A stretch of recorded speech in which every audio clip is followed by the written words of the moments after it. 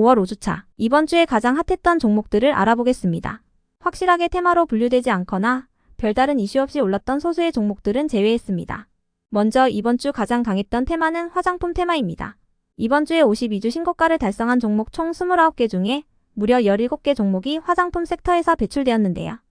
수산 및 식료품, 원전, 태양광에너지, 냉각시스템, 조선, HBM 반도체, 2차전지, 의류, 저PBR 테마에 속하는 종목들 중에서도 신고가를 가는 종목들이 있었지만 이들 섹터에서는 한두 개의 일부 종목들만이 신고가를 달성했습니다. 가장 많은 신고가 종목을 배출한 화장품 테마의 경우 주요 화장품 기업들의 1분기 호실적 기대감이 상승의 스타트를 끊었는데요. 이러한 화장품주들의 호실적에 대해 증권사들은 기존에는 중국에 치중되어 있었던 수출처가 미국과 일본, 베트남 등으로 다변화되고 과거에는 마스크팩과 고가 브랜드로 화장품 수출이 한정됐었지만 지금은 에센스와 선케어, 쿠션 파운데이션과 립 제품 등으로 수출 제품이 다양해진 점을 이유로 꼽았습니다. 실적 기대감으로 시작된 화장품주들의 강세는 실제로 주요 화장품 기업들이 호실적을 이뤄낸 점과 중국과 일본에서 긴 연휴가 시작되면서 한국을 방문하는 외국인들이 늘어난 점, 화장품 수출액이 역대 최고치를 달성한 점, 한중일 정상회담 개최로 한한령 기대감이 부각되며 이어졌는데요. 최근에는 아랍에미리트 대통령의 방한으로 한국과 아랍에미리트 간의 경제동반자 협정이 체결되면서 화장품을 비롯한 의료기기와 의약품, 농수산물에 대한 관세가 철폐된 부분이 화장품 섹터의 강세를 이끌었습니다. 화장품 섹터 외에는 원전 섹터가 월요일과 화요일에 강세로 출발하면서 좋은 스타트를 보여주었는데요. 수급이 화장품주들에 몰리면서 금요일까지 강한 흐름을 보여주지는 못했습니다. 원전 섹터의 경우 AI 산업의 급성장으로 글로벌 기업들의 전력 선점 경쟁이 심화되는 가운데 처음에는 전력 설비와 전선 기업들을 중심으로 시작되었던 수급이 서서히 원전과 태양광 에너지, 천연가스 등으로 분산되는 모습을 보였는데요. 특히 체코발 원전 수주 기대감이 지속적인 매수세를 이끌었으며 아랍에미리트 대통령의 방문으로 아랍에미리트발 원전 수주 기대감도 부각됐던 가운데 두산에너빌리티가 미국 최대의 소형 모듈 원전 설계업체인 뉴스케일 파워가 짓는 50조 원 규모의 소형 모듈 원전 건설 프로젝트에 주요 기기를 납품한다는 소식도 큰 호재로 작용되었습니다. 원전 관련주 중에서는 유일하게 우진엔텍이 52주 신고가 종목에 들어갔으니 참고해주세요.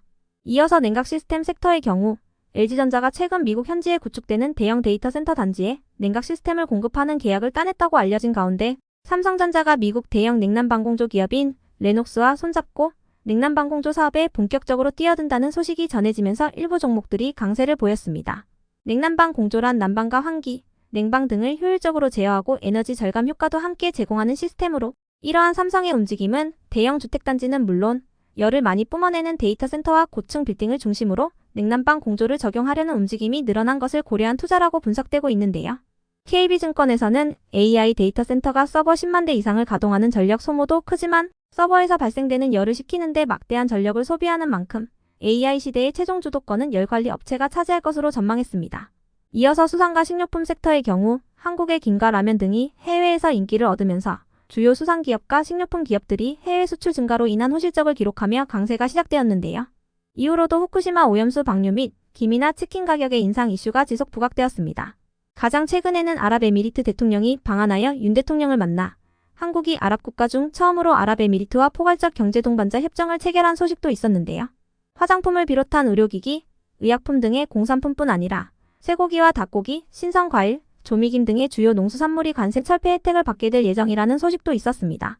다만 화장품 섹터와 달리 식품 섹터에서는 아랍에미리트 관세 철폐에 대한 이슈는 크게 부각되진 않았어요.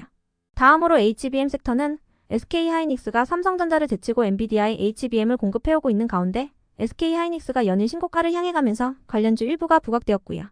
의류 섹터의 경우 미국의 소매 의류업체인 갭이 월가의 기대를 웃도는 호실적을 공개하면서 시간의 거래에서 20%가 넘는 급등세를 보인 부분이 호재로 작용됐습니다. 이어서 조선 섹터는 후티 반군의 상선 공격으로 유럽과 아시아를 잇는 홍해가 막히면서 해상 운임이 상승한 점이 실적 기대감을 이끌고 있는데요. 이와 더불어 국내 조선 3사들의 수주 소식이 이어진 부분도 호재로 작용됐습니다. 참고로 52주 신고가 종목에는 포함되지 않았지만 이번 주에 주가 상승률이 높았던 종목들 중에는 2차전지와 태양광에너지, 유리기판과 저PBR 관련주 일부가 포함되었으니 참고해주세요. 그렇다면 가장 강했던 화장품 테마에서 가장 상승률이 높았던 종목들은 어떤 이슈가 있었는지 보겠습니다. 먼저 흥성그룹은 이번 달에 98%의 상승률을 기록하면서 모든 종목 중 상승률 1위를 달성했는데요. 흥성그룹은 이번 주에 무려 3번이나 상한가에 들어가며 현재 투자 경고 상태로 지정되어 있습니다. 황션그룹은 원래 인형 등의 완구를 생산하는 기업이지만 화장품과 건기식 사업을 영위하는 HS뷰티를 신규로 설립하여 자회사로 편입한다고 공시하면서 화장품 섹터로 편입됐어요. 또한 황션그룹은 운영자금 확보 목적으로 50억 원 규모의 3자 배당 유상 증자도 진행한다고 공시했는데요. 최근 한중일 정상회담 개최로 국내 상장 중국 기업들이 시장에서 부각되고 화장품주들도 강세를 이어오던 가운데 황션그룹의 이러한 재료들이 부각되며 가장 높은 상승률을 기록했습니다. 황션그룹의 차트와 재무 상태를 보고 넘어가겠습니다.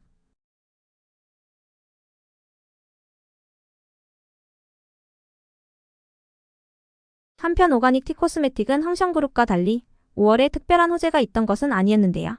다만 지난 4월 중순에 투자주의 환기 종목에서 해제되었다는 특이사항이 있었습니다. 오가닉 티코스메틱은 연속된 급등에 따라 저번 주 금요일 1일간 투자주의 종목으로 지정되었었는데요. 참고로 국내 상장 중국 기업들 중에서 화장품 기업은 오가닉 티코스메틱 외에도 컬러레이라는 종목이 있지만 이 종목은 이번 화장품 강세장에서 그리 주목받지 못했으니 참고해주세요. 오가닉 티코스메틱의 차트와 재무 상태를 보고 넘어가겠습니다.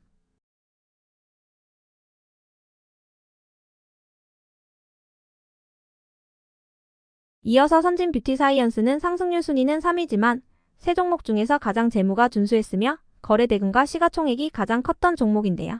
선진뷰티사이언스는 1분기 후 실적 발표와 함께 샤넬과 로레알, 비오템 등의 유명 글로벌 기업들에 꾸준히 선크림 소재를 공급하고 있다는 사실이 부각되었습니다. 선진뷰티사이언스의 무기계 자외선 차단제 소재 공장은 일본을 제외하면은 아시아에서 첫 번째로 미국 식품위 약국 승인을 받은 것으로 알려져 있는데요. 해당 사실이 부각되며 강세를 이어오던 중 단기과열 종목으로 지정되었다가 5월 28일에 해제된 바 있습니다. 선진뷰티사이언스의 차트와 재무 상태를 보고 넘어가겠습니다.